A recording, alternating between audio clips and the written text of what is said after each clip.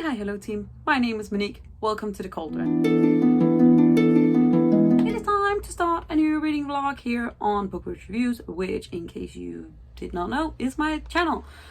And I do reading vlogs because I still work from home and I have no idea what day it is, which is also apparently why we're starting on a Tuesday. That's not. We're just starting on a Tuesday because I finished my other one yesterday. Ta-da! Things. Okay, so it is the second week of Becca's Bookoplathon, which, in case you did not know, is a readathon held by Becca and the Books. I will leave her announcement video down below. In it, you do basically a Monopoly style TBR game. I roll a lot of doubles. I got a ton of books. I'm trying to read through them. I have read 2 of my books now. I've read my 5-star prediction book, which was A Memory of Souls, which it was stunning, beautiful. Then I started Incendiary, maybe, but I keep being told that it's supposed to get better, so I am sticking with that. And then I also very quickly just read and finished this morning Criers by Katryn Purdie, which is my chance card to read a book that I'd written in there. I wrote 4 of them, and 4 was ones I was really excited about, and 4 were ones that I was less excited about, and one of the ones I was less excited about was this one, because the reviews are not great, and a lot of my friends from it have been a little bit like, don't know if it's that good. It's 2.5 stars from some of them, and I was like, I don't really listen to reviews. I can very easily love something that other people don't, but I was with them on this one. I actually think it's worse than they think. It's a solid 2-star for me. The writing is average, the characters forgettable, the plot a little bit like, what's really the point? Basically, this is a young adult fantasy where we follow 3 different points of view. We especially follow Elise, who is a bone crier, who is basically a young woman whose entire family ferries the dead to heaven/hell, and to do so she has to sacrifice her one true love, and in comes Bastian, whose father was killed by a bone crier, and now he's out for revenge, and we get this weird plot stuff. We also have Sabine, who other people have apparently been really a lot more excited about than Elise, and I was not excited about either of them. So this was just a bit of a no. It's a no for me. I'm not excited. I don't even really want to read the next book, which hurts me because have you seen this cover? This cover is stunning. This is the Owl Crate edition. It's shiny, so shiny. It has gorgeous green glittery edges, and I'm gonna have to unhold this because I am just in no way excited about this book or its sequel or anything, really. I'm literally like, I read this, it's over. Good God. So I'm going to continue reading Incendiary. I'm going to go back to work and then you guys another update when I have more to say, hopefully with some better updating. I'm sorry, I'm salty. So I may or may not have started a book that is definitely not on my TBR, and it's fat, and it's a reread, and I can't help it because I want to read it so badly. Good morning, team. It is Thursday. I am sorry there was no update yesterday because I am terrible and easily distracted, and I was distracted by this mammoth baby. So I briefly spoke about the fact that I got a book mail last week, which is another book in this universe. So this is the Black Jewel. This one is called Trilogy because it's the original trilogy by Anne Bishop, which, if you have been here before, you may know that I am obsessed with, and that I love her, and that I love this writing, and I've been loving this writing for very long time. And basically, I was trying to explain in my last vlog what the fuck this book is about, and I did it really badly, even though I edited myself in trying to do it better, and I still did it really badly. And I knew that the author had made either an introduction or an acknowledgement in the back that explained like her thoughts about this book. And so I was trying to find that, and then I did, and then I started reading, and now we're here. This is the end, by the way. I am nearly 900 pages in. This is the first 3 books, so I'm just very briefly going to explain to you what this book is about, because now I've just reread it, which was definitely not on my Bookoplathon. You know, we're gonna roll with it. I'm basically ruining myself here. But this book book. So the Black Jewel trilogy is the first 3 books in this universe from Anne Bishop. It is a high fantasy, adult, very, very, very dark series surrounding the prophecy of a young woman who will be the witch with a capital W, by the way. Basically, in this world, we have 3 different realms. We have like a shadow realm and like a regular realm, and then we also have hell. And in this world, we have humans who have magical powers who are called the Blood, and then we have humans without magical powers who are called Landons. And basically, in this world, it is built on the idea of like darkness, and darkness having an honor code, and it is a matriarchal society, so women are the rulers and men are the protectors, and they serve. But severe trigger warnings for this one. There's a lot of hard shit in here, including sexual assault, rape, almost pedophilia. We got severe abuse. We got a lot of violence that you don't say yay to, because sometimes the good guys just kill the bad guys, because there are no rules against murder in this society. It's just not a thing. But it's, but basically, anyway, I have loved this book. This specific copy, as you can see, is very well loved. I've had it since 2008, which is more than 12 years. But I think I read it beforehand, or I read it the first time. But I have read this book so many times, and I love it immensely. But I haven't reread it in either this year or last year. Odd for me, but because, Bookstagram means that I'm suddenly aware of all the new releases, then I feel like I can't just go in and reread a massive one, because an additional 6 books in the series. There's a duology hidden in there. Then there's a couple of books where there are basically short stories in the same universe concerning some of the same characters. And then now we have the last new one. Beautiful. Where have you hidden yourself? Where are you? I'm not sure. Anyways, that's what I decided to do. Fuck my TBR up. But that's the life. We're 2 books into Bookoplathon. I can still do it. I can do things. But also, I wanted to talk about book mail. This is the Illumicrate edition of The Space Between Worlds by Micaiah Johnson, which is a sci-fi debut. It is beautiful. Look at these edges. Stunner.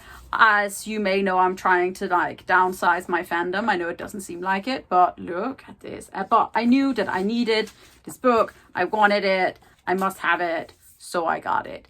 This book is following Kara, who is living in this multiverse where a certain scientist has unlocked the way for you to travel between worlds. The only rule there is that you cannot travel to a world where your own self or your other self is still living. But our main character, Kara, has basically died in all but 8 of them. And then she's trying to escape poverty. So she was from the poorer side of town and is now from the more richer side and is becoming a citizen. And then basically another one of herselves dies in another universe, and she gets dragged into this plot that has both links to her past and her future. And I'm very excited about reading it. I know Justine from I Should Read That really loved it. I also have an arc of it. I'm really sorry, I'm very much behind.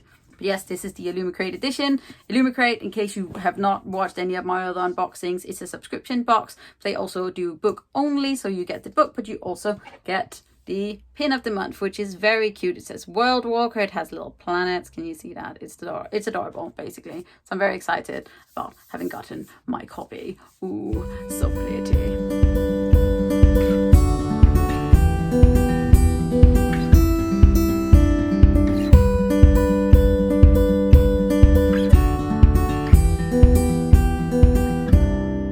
Good morning, team. It is Friday. It's not morning anymore. It's 2 later. I don't know what time it is. I don't know what anything is. Anyways, it's Friday, which means that it is time to do some more power reading over the weekend so that I can catch up on my own Bookoplathon thingamabob, because this snuck in. So I finished it obviously yesterday, because it's delightful. So it's adding a lot to my overall monthly reading, because this is a 1,200 and something ish pages. Obviously I've read this a lot. I have been doing absolutely nothing other than reading this book for the last couple of days. So in the morning before work, in my lunch break, after work. So, but I also read it really fast because I've obviously read it before, and it's just my emotions. There are bits and bobs of it that I can completely see why people don't like that, because it might be a little bit problematic. So for example, this witch who is prophesized, who we are waiting for, and then we have like 3 other characters who we mainly follow, who are her like triangle, so father, lover and brother, basically. So it's all very intense, and basically they've all been waiting for this girl to be born for like 50,000 years, like, so a very long time. And there are some people who are like, the person or like the romantic interest people are a little bit like, he met her when she was like 8 and was obviously aware of her, but then people are like, but that's weird, but it's like not in a sexual way. It's weird and hard to explain, but basically I just love this series, and obviously I immediately want to read everything else, but I can't because I need to go back on my TBR. So we are going to go back to that. I read a little bit more of Incendiary yesterday, and there was a twist I was not prepared for, so I'm hoping they stick with this twist, because if they turn it back I'm going to be annoyed, because it actually made me a little bit like, ooh, exciting, and now I'm like, I want that to stay. So hopefully going to finish that maybe today or tomorrow, and then I'm obviously back into the bookstore tomorrow to do my little volunteering shift. I also met up with my best friend for a coffee this afternoon, which was really, really lovely. The trees are almost having fallish leaves, but obviously the UK is continuing to have some intense amount of sun, so that's hard. Good morning team, it is Saturday, it is after my volunteering shift, which obviously means I have some books to show you, because yes, I had a week off, that's what I'm telling myself. I was going down with buying books because I was in there every week and there wasn't that much, so it was like fine, so I would come home with like 1 book, and now I wasn't there last week, so now I have more books. So here's my little stack. I will walk it through with you in a moment, but first let's have a reading update. I'm about 52% through Incendiary. It did do something that I found very interesting, so I'm hoping it will stick with that, and then I might get through this and actually like enjoy it more. But as I've mentioned before, I saw I can't sit and read on my iPad, so I picked up one of my other books from my Becca's Bookoplathon, which is technically my first roll, and this is for my first of the under 300 books, because I landed on that field twice. This is My Sister the Serial Killer by Annika Breathrate, which is a short little, I wouldn't say thrillery, but it's like a lit fiction book. It's a fiction book. Anyway, this, as the title sort of explains, is about a young woman and her sister who has a tendency to date men and then they die. So I wasn't sure. I started this book and I was like really interested in the premise of it, and then I was actually a little bit like in the beginning, I don't know, I just read it this afternoon, but in the end I actually really enjoyed it. I enjoyed the mastery of the plot. The writing is really well. It is surprisingly funny in some places, and it is about sisterhood and what you do for them, especially as an older sibling, when you feel responsible for your younger siblings, for what you are willing to give up for those you love. But I actually really enjoyed this. I think it is a 3.5, maybe 4-star book. It's just short and sweet, like 226 books, but it's another book of the thing, so we're good. We are 3 books into my 8-book thingamabob. So I think once I'm done with Incendiary, I'm hoping to read 5th Season or Angel Mage. I might have to read Angel Mage because 5th Season is a book I really want to read, and I can do that quite fast. And then I have For Profound Weaves, which would be quite a quick little read. And then I have 6 of Crows, which I still need to find a copy of somewhere. But let's get into the books that I got today, because half of these were 49p, so don't judge me. Or you can judge me, I don't really care. Let's start off with these bad boys. This is the continued series of the Chronicles of Ancient Darkness by Michelle Paver. This is Outcast and Oathbreaker. The first book is called Wolf Brother, and it is basically a in-between middle grade and young adult series that is set in like prehistoric times, where we follow a young man as his father is killed and he is trying to find his clan, and he makes a surprising relationship with a young wolf. And it is like, I loved this series when I was much younger. This is the fourth and the fifth book, and I have the bind up of the first three books, and I couldn't stop myself. One, because I absolutely adore these covers. They have this very funky texture, and I have for a solid while wanted to have a reread, and this is just like an excuse to read these books. I'm very pumped about this book. Okay, so the thing is, if I see any book that looks like this, if it says McCaffrey on it, I have to buy it. I will, for the life of me, forever run around and try to find these original covers to the series of Pern. And this is apparently a new series. So the original series was written by Anne McCaffrey, and the Dragon Riders of Pern is a very old sci-fi fantasy series, and I have no idea what this book is about. I saw something about a dragon plague. I love these books. They're so odd. My favorite one, it's all in different sagas. My favorite one is the Harper Hall saga, where we follow a young bard. But yes, I will buy these forever. Just look at this dragon. Look at this old school. Look at this teeny tiny trade paperback. They bring me joy. This is almost 600 pages of tiny, and I love them, and I will find them forever if I can. One day I will have all of them. Next is in my continued saga of finding books that I used to have and then somehow got rid of. This is Ink Exchange by Melissa Marr, which is the sequel to Wicked Lovely, which is a series about a young woman who ends up basically doing this bargain with a fairy to bring back summer. She's always been able to see fairies. Fairies are not nice in this world. Some people don't like this series. I really enjoy it, and I really actually enjoy this book because we're following a completely different character, and it is a very different world building and a very different like setting from the initial book. But yes, so now I have 1, 2, 3, which is the 3 books that I already had, so this is very exciting for me. All for 49p. Hey yo. And then this is my favorite.